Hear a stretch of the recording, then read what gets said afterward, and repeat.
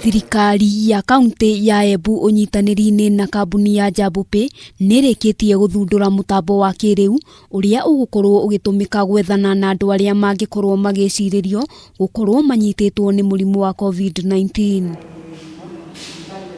So nĩtwamĩkenera na nĩtwamera nĩtũgũthiĩ to the next step kũrĩa matigarĩtie kũnini no akenda irute wĩra kavinda gaka kwĩna thĩna no ya mũrimũ ũyũ gĩtĩ kĩndũ kĩrenda kuigwo tondu mũrimũ no thire ndeka wa yonthe no twende tũtethie this time na no twende tũbũthĩrie wĩra so nĩtũretikanie nao na nĩtũona nĩ teknolojĩ mbega.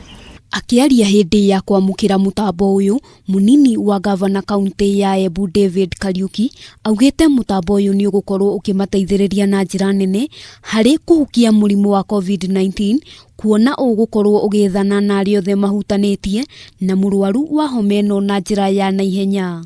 Embu County nĩ ĩmwe ya the 3 counties iria Jambopay irageria software ĩno na tu nĩtuona ĩmbega na turenda gwĩcirĩria ingiaga implemented ugu tuone bana thĩinĩ wa Embu County nĩ kũmĩki maũndũ metu kana nĩ kũbũthia maũndũ metu na njĩra nene mũno no kena ndũ tũmabote gũkora kana tuta thirikari tũbote gũkora tũkĩrũa na mũrimũ ũyũ wa COVID-19 na njĩra ĩrĩa mbũthũ kũngĩboteteka.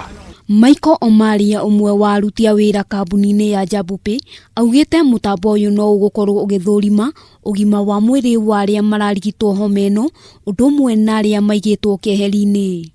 This is good data that in case any one of us comes into that loop of maybe contact, it is easy to get us and bring us faster into the treatment loop. Other than the current method, you know, maybe a client has just been diagnosed of COVID-19, they are not in the right frame of mind to actually remember who and where they went.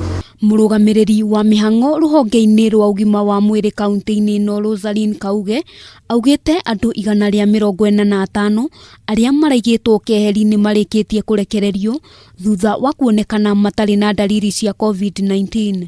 Oho nĩ augĩte kaunti ĩno ndĩrĩ na mũrwaru wa COVID-19. Embu County nginyagia ũmũthĩ tũtirĩ na mũndũ mũrwaru mũrimũ wa corona. Nĩ tondũ wa wĩra ũrĩa tũratethania wananchi na vamwe na mandagĩtarĩ na team ya security na arĩa angĩ othe. Handũ-inĩ ha Kameme TV, rĩtwa rĩakwa nĩ Wambui wa Njũgũna.